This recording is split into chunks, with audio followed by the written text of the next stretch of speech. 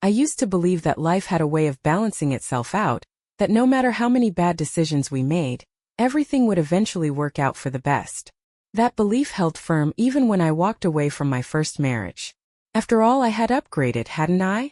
My name is Emily Carter, formerly Emily Dawson, and for the past 8 years I've lived what most would call an enviable life.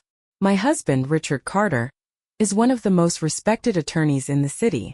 He's powerful, polished, and relentless, a man who commands every room he enters. When I met him, I was mesmerized. Unlike my first husband, Daniel, who lacked drive and ambition, Richard was everything I thought I deserved. He was the type of man who made things happen. Daniel, by contrast, was ordinary. We were college sweethearts, once inseparable, and for a while I believed in him. He had been in law school with me, but where I saw it as a stepping stone to a grand life, he struggled. He was brilliant, yes, but directionless. And when he dropped out, choosing to take some time to figure things out, I knew then and there. I couldn't wait for him to catch up. I divorced him a year later, certain that I was moving toward bigger things. And I did. I married Richard, who took me to high-end galas and luxury vacations, who dressed in tailored suits and dined at places with Michelin stars. First, I barely thought of Daniel. He faded into the background of my past. Another chapter one had closed. But life has a funny way of keeping receipts. It started as an ordinary evening. Richard and I were at an exclusive networking event, one of those tedious but necessary functions where wealthy men puffed their chests and women paraded their diamonds. Richard thrived in these settings. His reputation preceded him, and even among his peers, he exuded dominance. I spent the night playing my role, standing beside him with a practiced smile, engaging in small talk with the wives of his colleagues. And then, over champagne and murmured pleasantries, Richard's voice took on a mocking edge. "You won't believe who I ran into today," he said, swirling his drink with an amused smirk. I already knew it was going to be bad. That expression of his meant he was about to humiliate someone. "Who?" I asked, keeping my voice light. He let out a short laugh, shaking his head as if he still couldn't believe it. "Your ex-husband." I nearly choked on my drink. "Daniel." He nodded, his smirk widening. "Yes, him. I saw him at the courthouse." Imagine my surprise. For a second I thought he had finally amounted to something. But then, well, I assumed he was a janitor. A sharp pang of discomfort ran through me, but I forced out a small laugh. "Richard, don't be cruel." "Oh, come on, Emily," he scoffed. "He was a dropout, wasn't he? You made the right choice leaving him. He had no future." I nodded, because wasn't that what I had convinced myself of all these years? That Daniel was destined for mediocrity? But something about Richard's amusement didn't sit right with me. What was he actually doing there? I asked. Richard's smirk faltered slightly, but then he shrugged. "I don't know. I didn't stick around to ask. Probably some lowly assistant job. I should have let it go. I should have moved on, forgotten about it. But I didn't. That night, when Richard fell asleep beside me, I did something I hadn't done in years. I searched for Daniel Dawson, and what I found made my blood run cold. Judge Daniel Dawson. My breath caught in my throat. It had to be a mistake. A joke. But there it was, clear as day, his official page on the state judicial website, his name listed with his title, his professional record. He hadn't just become a lawyer. He had become the very thing Richard bowed to in the courtroom. A judge. I sat there in stunned silence, staring at his photo. He looked different, more refined, more confident. There was an air of authority in the way he held himself, a stark contrast to the boy I had once known. A slow, sickening realization crept over me. All these years I had convinced myself I had made the right decision, that I had chosen the better man. But had I? I wasn't sure anymore. I barely slept that night. Every time I closed my eyes, Daniel's face stared back at me. Not the way I remembered him, but the way he was now. The confidence in his gaze, the way he carried himself in that judge's portrait, the sheer authority in his presence. The past 8 years unraveled in my mind like a film reel on fast forward. Had I miscalculated? I had always been sure of my choices. Leaving Daniel was supposed to be the smartest decision I had ever made. He was soft, indecisive, aimless. I wanted security, ambition, power. Richard embodied all of that and more. And yet, as I lay in bed, Richard's steady breathing beside me, My mind refused to let go of what I had discovered. Judge Daniel Dawson. Richard had assumed he was a janitor. The irony made my stomach churn. The next morning I moved through my routine in a daze. Richard left early, as usual, dressed in his perfectly tailored suit, with a kiss to my cheek that felt more habitual than affectionate. "Big case today," he said, adjusting his cufflinks. "Don't wait up for me." I nodded, barely registering his words. My thoughts were still tangled in Daniel. I waited until Richard was gone before sitting at the kitchen island, my laptop open. I needed more. A single web page wasn't enough. I had to know exactly how Daniel had gone from the dropout I left behind to sitting on the bench of a courtroom. And what I found left me breathless. Daniel had re-enrolled in law school less than a year after our divorce. He graduated top of his class. He worked for a prestigious firm, then the district attorney's office. He was known for being relentless in the courtroom, an upholder of justice, a brilliant legal mind. His judicial appointment was recent, only a year ago, but already he had earned a reputation for being fair but firm. He had done everything I had accused him of being incapable of. I closed my laptop, my pulse hammering in my throat. Why did this bother me so much? I should be happy for him. It had been nearly a decade. We had both moved on. But something about it, something about knowing he had become so much more than I ever imagined, more than I had given him credit for, it left me feeling uneasy. The worst part? I hadn't just underestimated him. I had left him because I believed he would never be enough. And now the man I had traded him for, the man I had chosen as my upgrade, had stood in that courthouse and sneered at him, without realizing he was standing in front of a judge. I couldn't get it out of my head. Running into the past.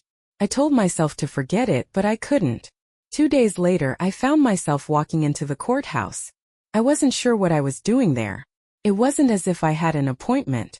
But the moment I stepped through the grand entrance, the air thick with the scent of polished wood and old law books, I felt something deep in my chest. Regret? No. That was impossible. I had everything I wanted. Didn't I? I told myself I was just curious. I needed to see him with my own eyes, confirm that this wasn't some elaborate mistake. Maybe seeing him in person would put my mind at ease. I spotted him before he saw me. Daniel was walking down the corridor, his robe draped over his arm, engaged in conversation with another attorney. He looked different. He carried himself with an effortless authority I didn't remember. He wasn't the quiet, hesitant boy I had once known. He wasn't second-guessing himself. He wasn't unsure. He was completely in control. I barely recognized him. And then, as if he could feel my gaze, he turned. For the briefest second, surprise flashed in his eyes. And then nothing.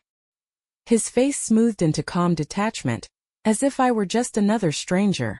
"Emily," he said, his voice unreadable. His colleague excused himself, leaving us standing in the middle of the courthouse, surrounded by murmured conversations and the distant echo of footsteps. "Daniel," I said, my throat suddenly dry. A long silence stretched between us. I wasn't sure what I had expected. Maybe a hint of bitterness, some indication that he still resented me. Instead, there was nothing. Not hate, not anger, just complete, indifferent detachment. "You look different," I said, immediately regretting how foolish I sounded. His lips curled into something resembling amusement. "I should hope so. It's been 8 years. I swallowed hard. "I heard. I saw that you're a judge now." He nodded. "Yes. Nothing more. No gloating, no smugness, no anger. Just yes." And that somehow made it worse. He wasn't trying to prove anything. He didn't need to. He had already won, and he didn't even care that I knew it. And for the first time I felt something I never expected.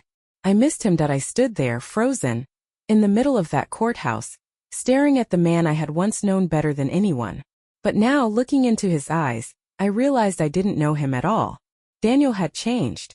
Not just in his title, not just in the suit that now fit him like a second skin instead of the worn jeans and t-shirts he used to favor. No, it was something deeper. The way he held himself, the way he looked at me like I was nothing more than a passing acquaintance, someone from a life he barely remembered. That stung more than I expected. "Well," I said, forcing a smile that didn't quite reach my eyes, "I'm happy for you. Really. You've done well for yourself. His lips twitched slightly, the hint of a smirk playing at the edges. I have. The way he said it, so simple, so effortless, sent a chill through me. He didn't have to rub it in. He didn't have to say anything at all. His very existence, the man he had become, was enough of a reminder. I cleared my throat, suddenly feeling self-conscious. I should go. It was nice seeing you, Daniel. He gave me a curt nod. Take care, Emily. And then just like that he walked away. No lingering glance. No parting words laced with nostalgia. Just a simple goodbye. And I hated how much that unsettled me. The drive home was a blur. The whole way back I replayed the conversation over and over, dissecting his every word, his every expression. I had convinced myself for years that leaving Daniel was the right choice. I had chosen better. I had moved up in life. Hadn't I? Richard was waiting for me when I got home. He was in his office, seated behind his massive oak desk, poring over legal briefs. He didn't even glance up when I entered. Where were you? He asked absently, flipping through a document. I had lunch with Claire, I lied automatically. He grunted in response, still not looking at me. Good. We have that gala this weekend. Make sure you get something appropriate to wear. It's black tie. I clenched my jaw. Make sure you get something appropriate to wear. Not I'd love to see you in something nice, not let's pick something together. Just another reminder that my purpose was to compliment him, to be the polished, presentable wife on his arm. Richard had always been like this, hadn't he? Maybe I just never wanted to see it before. Richard, I said hesitantly, watching for any reaction. Do you remember when you ran into Daniel? That got his attention. He looked up, his brow furrowing. Who? Daniel, I repeated, my voice quieter. My ex-husband. You said you saw him at the courthouse. His frown deepened, as if he was trying to recall something insignificant. Then realization dawned, followed by a smirk. Oh, yeah, the dropout. He chuckled to himself, shaking his head. I still can't believe he's a janitor. That guy never had the guts to make it in this profession. I stared at him, something cold and heavy settling in my chest. He's not a janitor, Richard, I said carefully. His smirk faded slightly. What? He's a judge. Silence. For the first time in years, I saw something unfamiliar flicker across my husband's face. Confusion. Maybe even doubt. That's impossible, he scoffed. Daniel Dawson? The guy who couldn't even finish law school. He went back. Graduated top of his class. My voice was eerily steady. Worked in the DA's office. Got appointed to the bench last year. Richard leaned back in his chair, rubbing his jaw. Huh. That was it. Just huh. No admission that he had been wrong. No acknowledgement that he had just made a complete fool of himself. Just mild surprise, as if the revelation meant nothing to him. But I knew better. Richard lived for power, status, dominance. And in his world, judges were untouchable. He could argue against them, he could make a case, but in the end they had the final say. Daniel had become the one thing Richard could never outmaneuver. Well, Richard said after a moment, his smirk returning. Good for him, I guess. I waited for more. A joke, a cutting remark, something dismissive. But none came. And I realized with a sinking feeling that it bothered him. Maybe not because he cared about Daniel, but because it meant he had misjudged him. And Richard hated being wrong. That night, I lay in bed staring at the ceiling. Daniel hadn't gloated. He hadn't thrown anything in my face. He had simply looked at me like I was nothing. Like I was a part of a past that no longer mattered. And I hated it. I hated that he didn't care. I hated that he didn't even flinch when he saw me. That there was no bitterness, no pain, no lingering emotions. Had he really moved on? Had he never once thought about me? And more importantly, why was I suddenly thinking about him? I woke up to the sound of Richard's phone vibrating against the nightstand. The dim glow of the screen cast long shadows across the bedroom, illuminating his face as he read the message. I turned onto my side, watching him through half-lidded eyes. Who is it? I murmured. Nothing, he muttered, setting the phone back down without another word. That was how it always was with Richard. Short answers. Dismissive responses. No explanations because he never felt the need to give them. And for the first time it bothered me. For years I had accepted his distance as part of who he was. He was a high-powered attorney, constantly busy, always in demand. I had told myself that his coldness wasn't personal, it was just his nature. But last night something had shifted. Knowing Daniel was a judge, seeing Richard's fleeting moment of unease when he realized his mistake, it had done something to me. It had forced me to see my husband in a way I hadn't before. Not as powerful, not as untouchable, but as a man who wasn't quite as sure of himself as he wanted the world to believe. I swallowed hard, my throat dry. "Richard," I said softly, "are you happy?" He let out a short, humorless laugh. "What kind of question is that?" I hesitated. "I mean with us. With our life." Richard sighed, rubbing his temples. "Emily, it's 3 in the morning. Go back to sleep." That was it. That was all he had to say. And yet, his silence spoke volumes. The next morning, I tried to shake the thoughts that had kept me awake all night. I went about my usual routine: yoga class, brunch with the other wives of Richard's colleagues, a quick stop at the spa. But everything felt different. Forced. Claire, one of my closest friends, noticed my distraction. "You okay?" she asked over mimosas. "Yeah," I lied, stirring my drink absently. "You seem off." I hesitated, then said, "Have you ever looked back on a decision and wondered if you made the wrong choice?" She gave me a knowing smirk. "You mean Richard?" I stiffened. "No, Come on, Emily." She waved a manicured hand. "It's not like it's a secret. Richard isn't exactly the warmest man in the world. But he provides, and that's what matters, right?" I forced a smile. "Right." But deep down I wasn't so sure anymore. That night, when Richard left for yet another late meeting, I found myself alone in our massive, perfectly decorated house. And without thinking, I picked up my phone. I typed out a simple message. "Daniel, can we talk?" For a long moment I just stared at the screen, my thumb hovering over the send button. Then before I could stop myself, I pressed it and I didn't expect a response. But 5 minutes later my phone vibrated. "Tomorrow, 2 p.m. My chambers." My breath hitched. I should have ignored it. I should have deleted the message and pretended it never happened.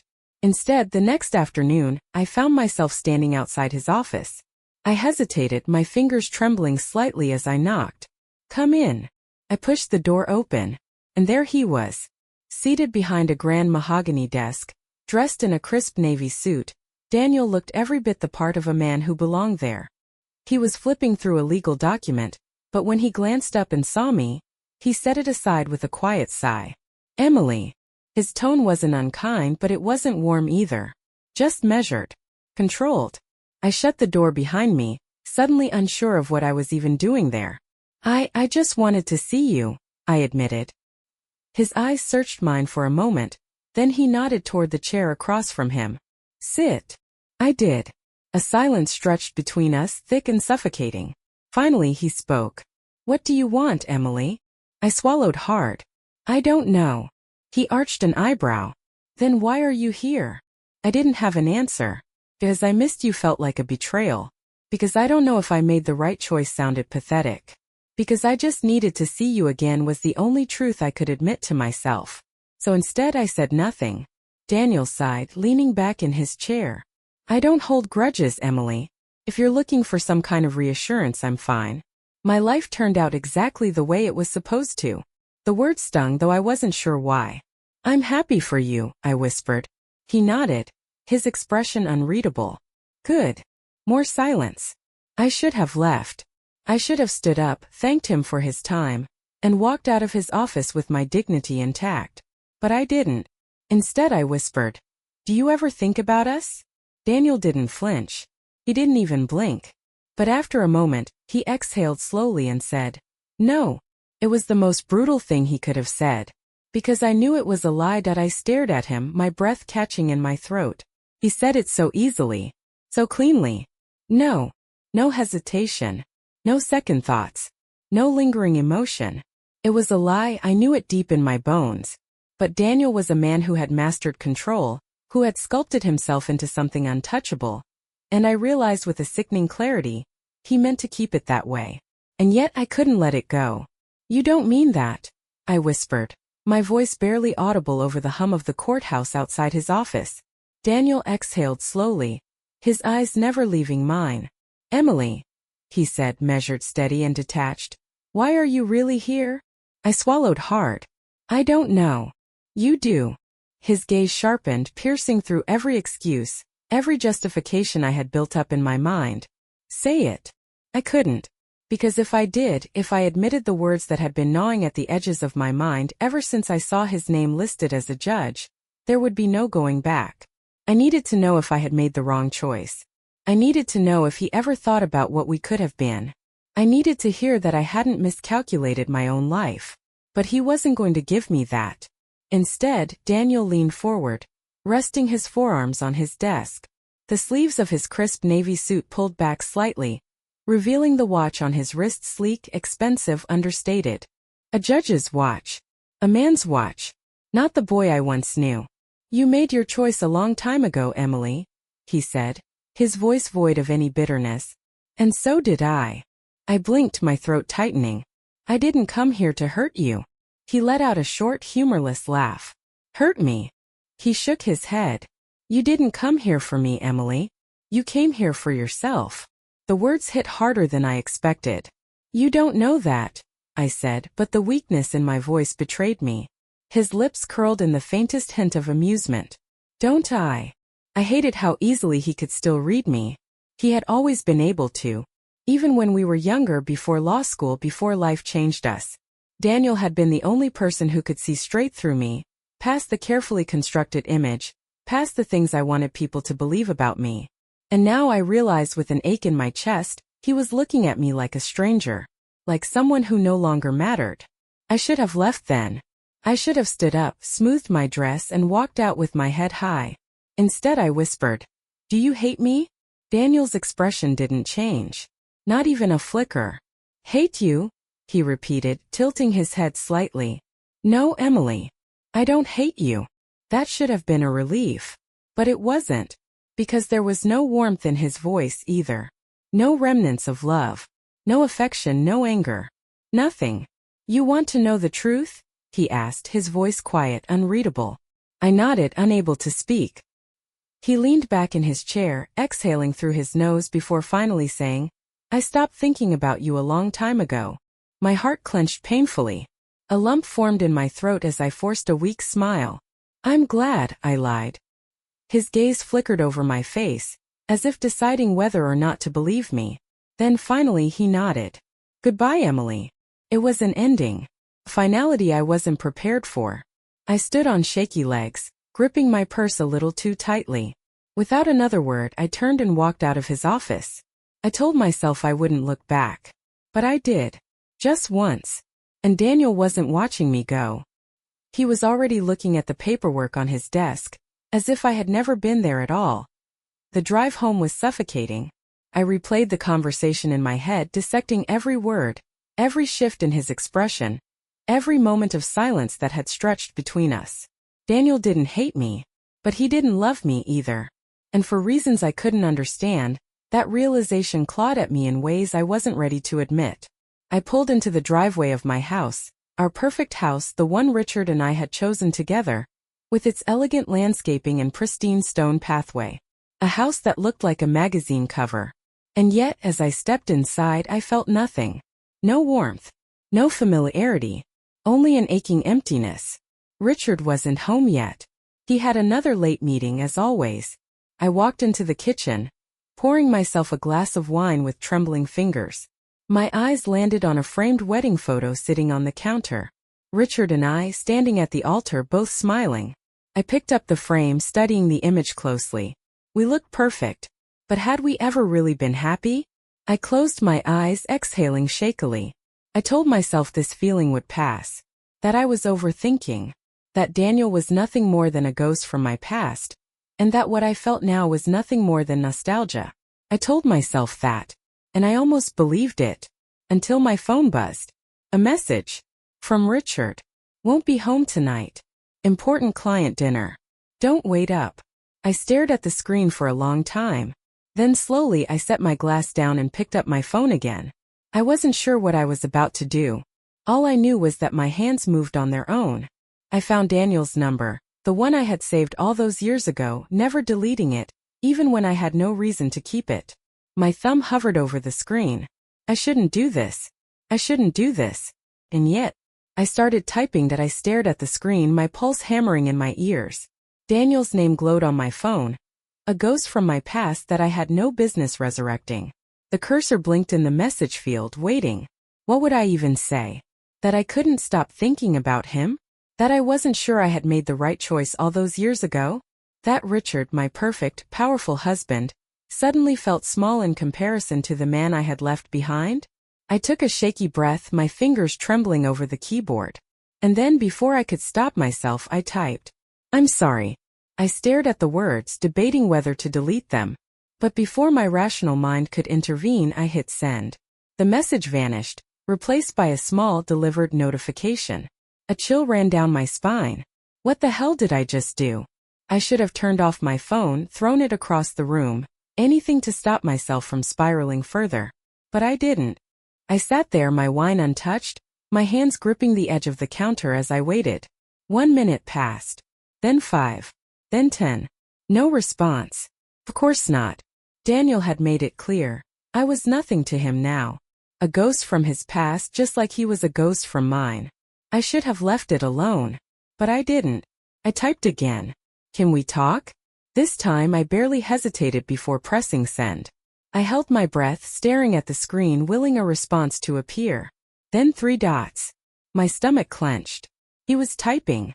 Then, just as quickly as they appeared, the dots vanished. No response.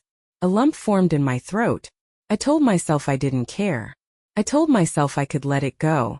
But deep down, I knew I had just set something into motion.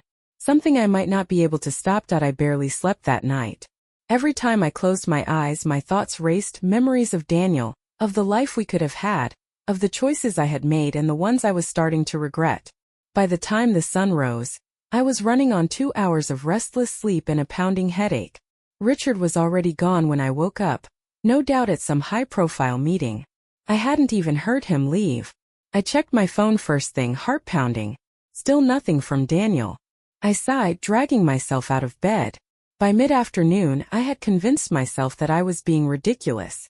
That I had let one conversation stir up feelings that didn't belong in my present. And then just as I was about to put it all behind me, my phone buzzed. A new message. From Daniel. My breath hitched as I unlocked my screen. "There's nothing left to talk about, Emily." The words hit like a slap. I clenched my jaw, anger flaring in my chest. I had expected something more, something real. An acknowledgement that we had once been something. That there were things left unsaid. But instead he had shut the door in my face. I typed back before I could stop myself. "Then why did you even answer?" A pause. Then another message. "Because I knew you wouldn't let it go until I did." I inhaled sharply, my grip tightening around the phone. I didn't know what I wanted from him, but it sure as hell wasn't this. The rest of the day passed in a haze. I went through the motions, brunch, errands, pretending everything was fine. But I felt unmoored, like something inside me had come undone. By the time evening rolled around, I was drained. I poured myself another glass of wine and settled onto the couch, flipping through channels without really watching. Then the front door opened. Richard. He strode in, his tie loosened, his expression unreadable. "How was your day?" I asked, forcing a casual tone. He grunted in response, tossing his briefcase onto the counter. I watched him closely, searching for something, anything, that made me feel like he was the man I had chosen over Daniel. But I found nothing. "How was your client dinner?" I asked, the words sharper than I intended. Richard glanced at me, arching a brow. "Fine. Fine." That was always his answer. Fine. I hated that word. "You didn't come home last night," I pressed, my voice quiet but firm. He sighed, running a hand through his hair. "Emily, not tonight. I'm exhausted." I clenched my fists. "Not tonight or not ever?" Richard turned to face me fully now, his expression darkening. "What the hell is that supposed to mean?" I swallowed. "It means we don't talk anymore. It means you're always gone. It means I don't know where we stand." A muscle in his jaw twitched. "We stand exactly where we always have." Nothing's changed. Nothing's changed. But that wasn't true. Everything had changed. Maybe not all at once. Maybe it had been slow, creeping in like a shadow until one day I woke up and realized I didn't recognize my own life. Richard exhaled through his nose, shaking his head. You're overthinking again. You do this, Emily. You find problems where there aren't any. I laughed under my breath, shaking my head. You know, Daniel used to say the same thing. The second the words left my mouth, I regretted them. Richard's eyes snapped to mine, sharp and dangerous. Excuse me. I opened my mouth to backtrack, to smooth it over, but it was too late. His expression shifted, something colder settling into his features. You've been thinking about him, haven't you? He said, voice low. I hesitated. That's not. Don't lie to me, Emily.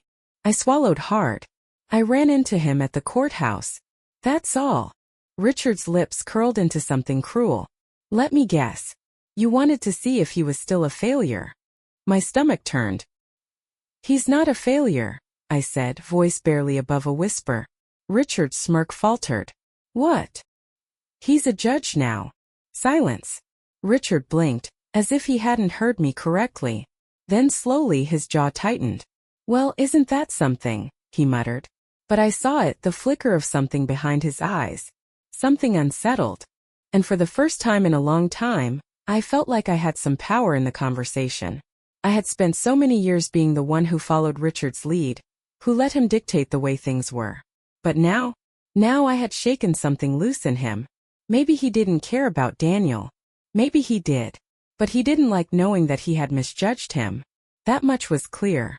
I let the silence stretch between us before finally standing. I'm going to bed. Richard didn't stop me.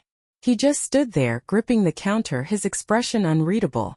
As I climbed the stairs, my mind raced. I had gotten under Richard's skin. But that didn't change the fact that Daniel had gotten under mine. And I wasn't sure what to do about it. I lay awake that night, staring at the ceiling, my mind a tangled mess of emotions I couldn't quite sort through. Richard knew. He hadn't said much, but I had seen it in his face. The way his jaw tightened when I told him Daniel was a judge, the flicker of something behind his eyes. Annoyance? Jealousy? Something deeper? I wasn't sure.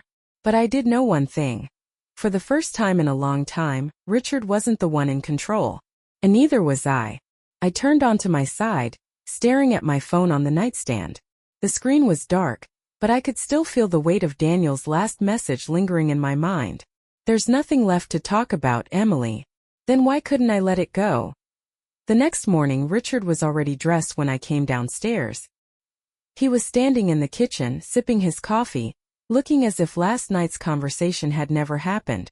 Big case today? I asked, forcing a casual tone. He didn't look up. Something like that. Something was off. He was too composed, too measured. Normally, he would have already moved past our argument, treating it as another one of my overreactions. But this time I could feel it in the air, he was still thinking about it. I grabbed a mug from the cabinet, pouring myself coffee. Are you working late again? Richard finally met my gaze. Why? Planning on seeing your ex again. His voice was light, teasing, but there was an edge to it. I forced a smile even as my stomach twisted. You're ridiculous. Am I? I took a slow sip of my coffee, holding his stare. You're the one who thought he was a janitor. His smirk faltered. Just for a second. I had him. Richard had spent our entire marriage believing he was the better man. The smarter one. The more successful one. But Daniel had shattered that illusion without even trying. Richard placed his cup down on the counter, straightening his tie. I don't care what he is, Emily. He's still the guy you left behind. His words were meant to sting. And they did. 'Cause that was the part one couldn't shake. I had left Daniel. I had chosen Richard.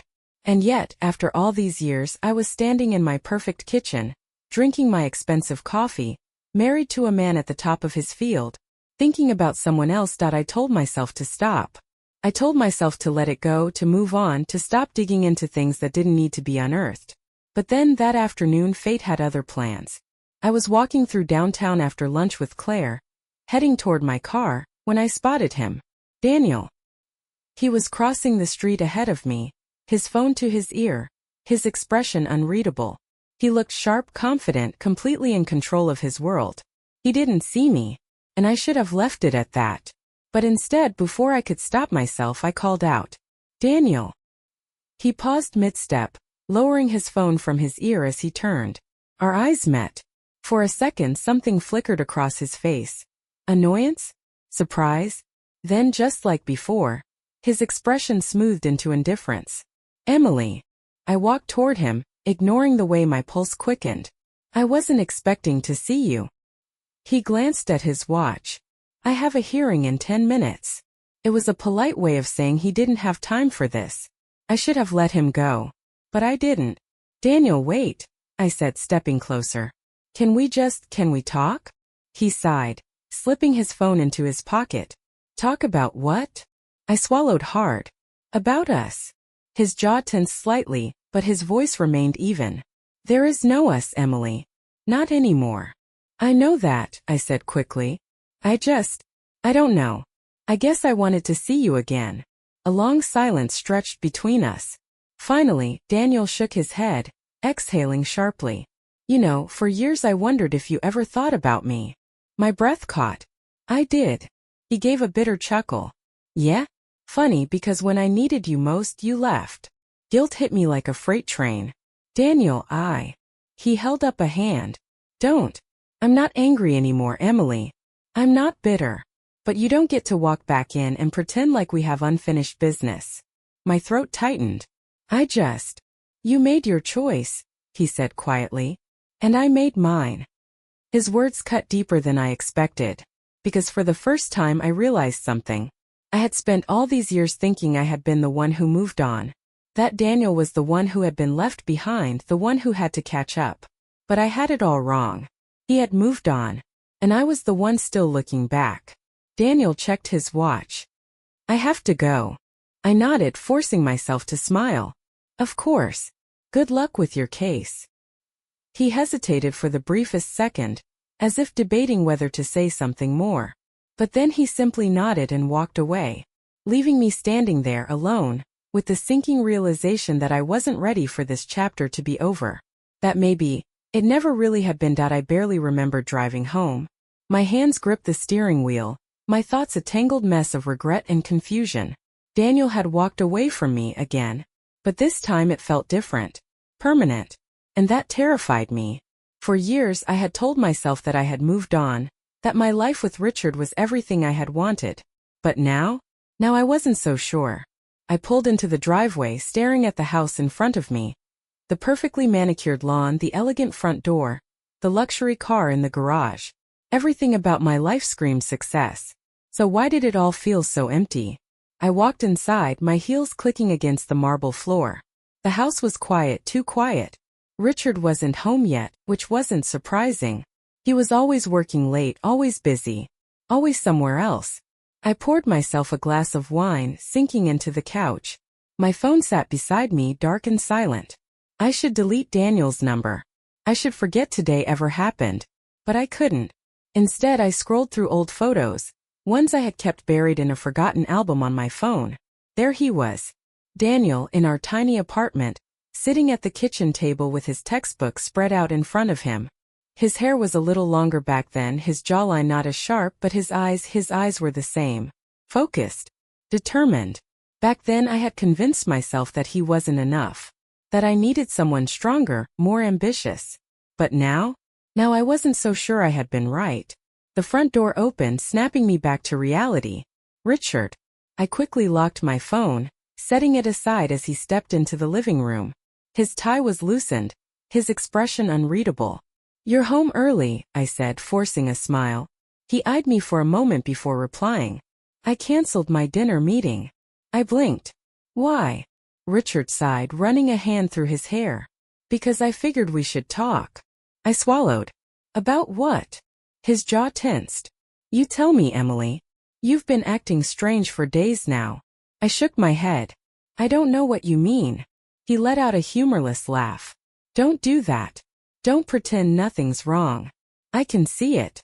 I exhaled slowly, setting my wine glass down. "Richard, are you seeing him?" The question hit me like a slap. My head snapped up, my breath catching. What? You heard me. His gaze was sharp, cutting through me like a knife. Are you seeing your ex? No. The denial came quickly, almost too quickly.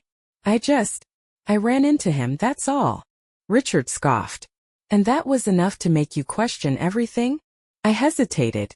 That brief pause was all he needed. His expression darkened. Jesus, Emily. It's not what you think, I said quickly. You just what? He snapped. Got nostalgic? Wondered if you made the wrong choice. I swallowed hard. Because yes, that was exactly what I had been wondering. Richard ran a hand down his face, exhaling sharply. You know what? Fine. Go ahead, chase your little fantasy.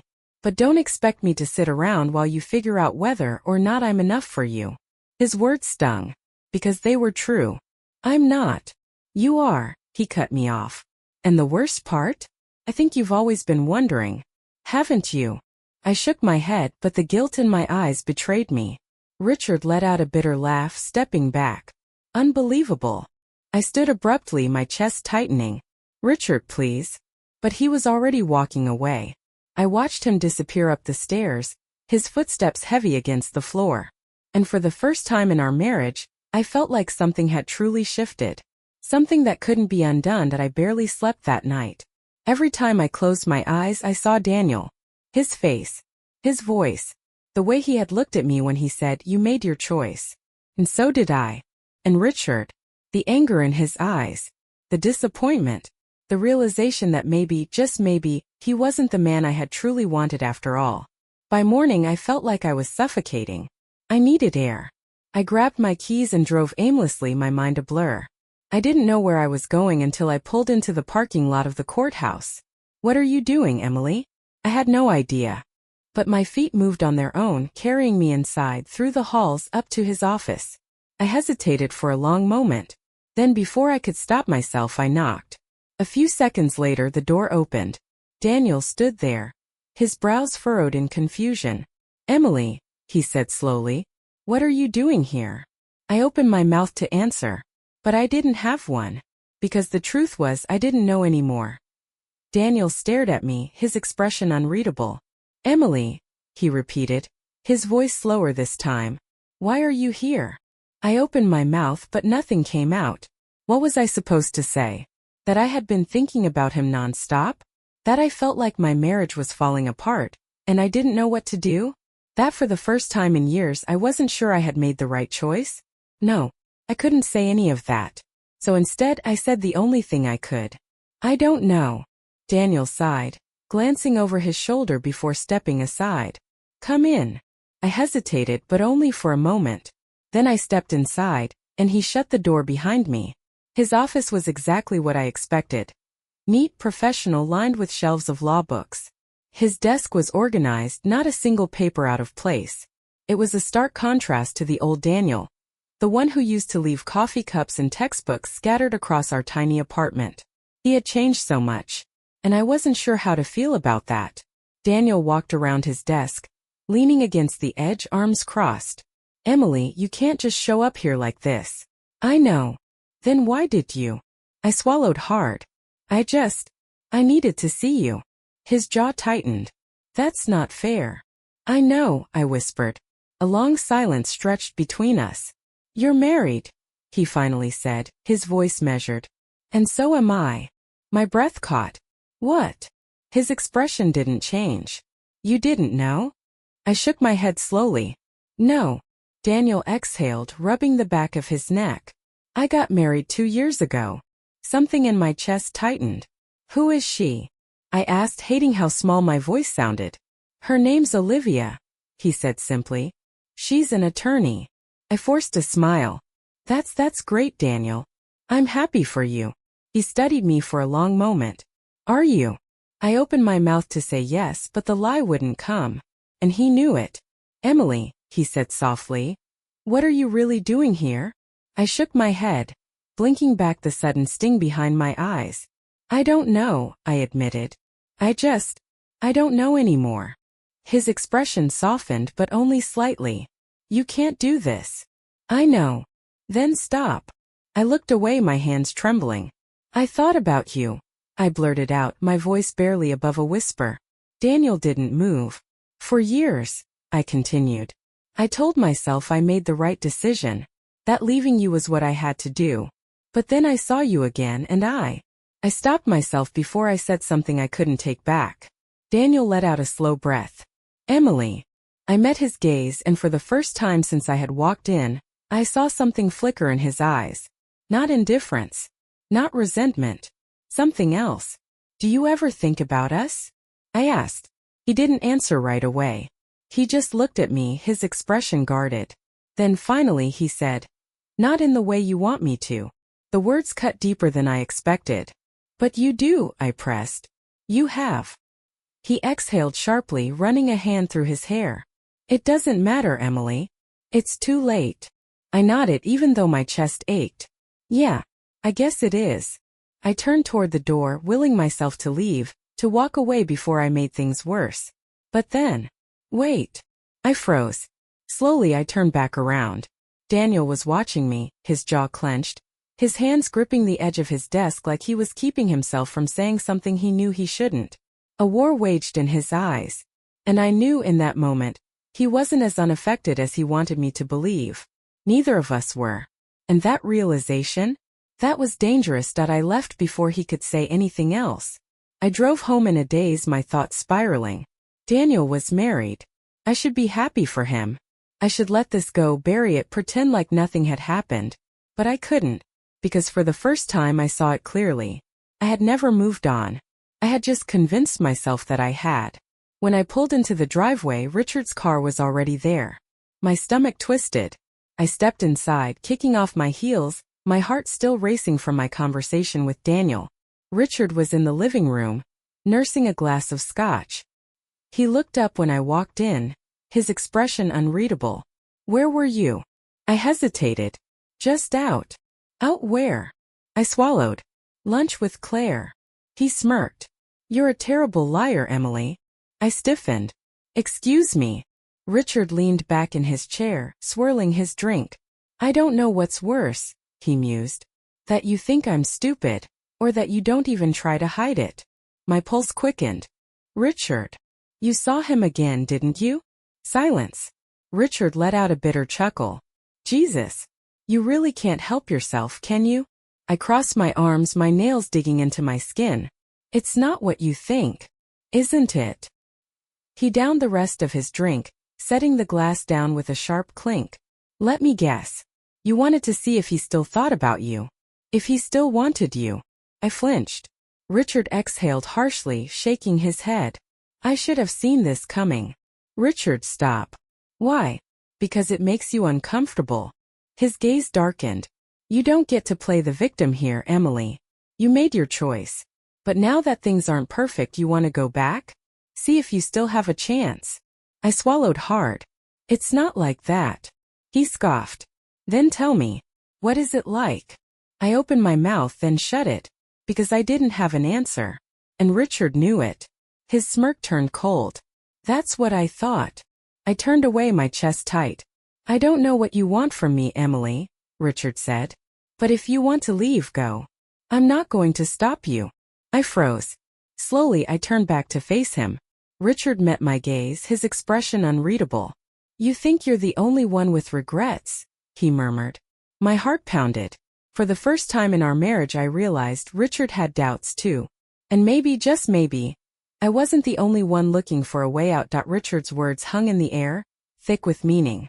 You think you're the only one with regrets? I stared at him, my heart pounding, my throat tight. This was it. The moment everything finally cracked. For years I had told myself that my life with Richard was everything I wanted. That I had chosen wisely. That I had won. But now, standing in our perfect home, staring at the man I had built a life with, I realized something. I had been lying to myself. And so had he. You have regrets? I asked, my voice barely above a whisper. Richard exhaled, rubbing his temples. Don't act so surprised, Emily. I swallowed hard. Then why are we still doing this? Because it's easy.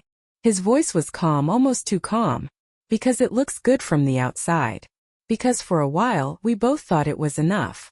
I let out a shaky breath. And now?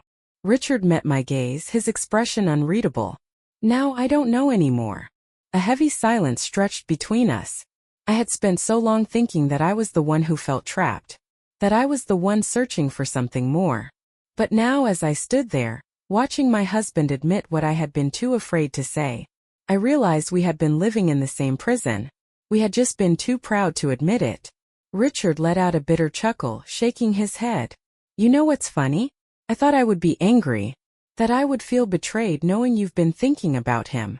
I held my breath. But I don't, he continued. Because the truth is, I checked out of this marriage a long time ago. The words cut deep. Not because they were cruel, but because they were true.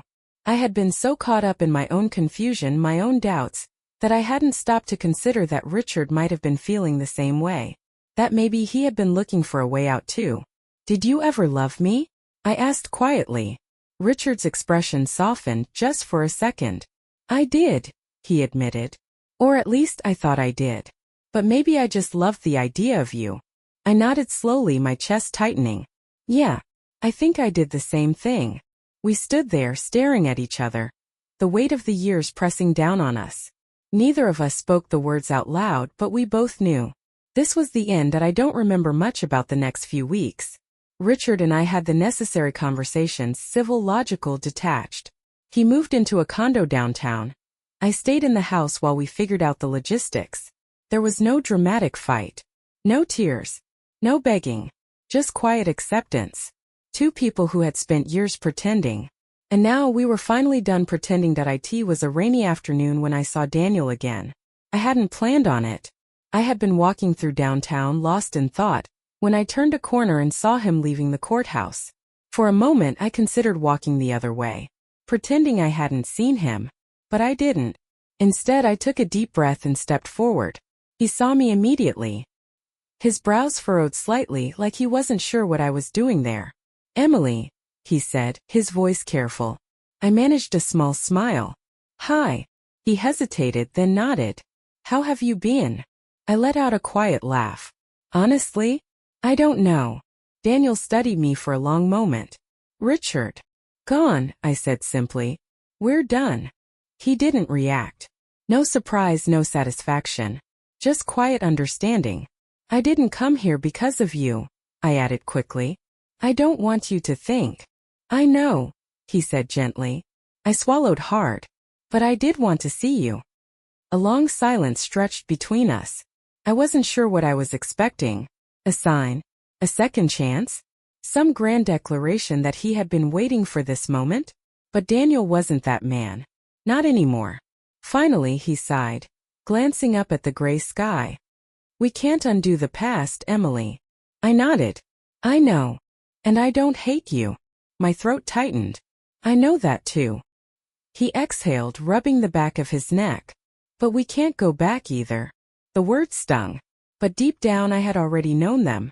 We weren't the same people anymore. We had both moved on. Even if it had taken me longer to realize it. I forced a smile. Then I guess this is it, huh? Daniel hesitated, then nodded. Yeah, I think it is. A final moment stretched between us, filled with things we would never say. Then, without another word, he turned and walked away. And this time I didn't look back. Because for the first time in a long time, I was finally ready to move forward. The end.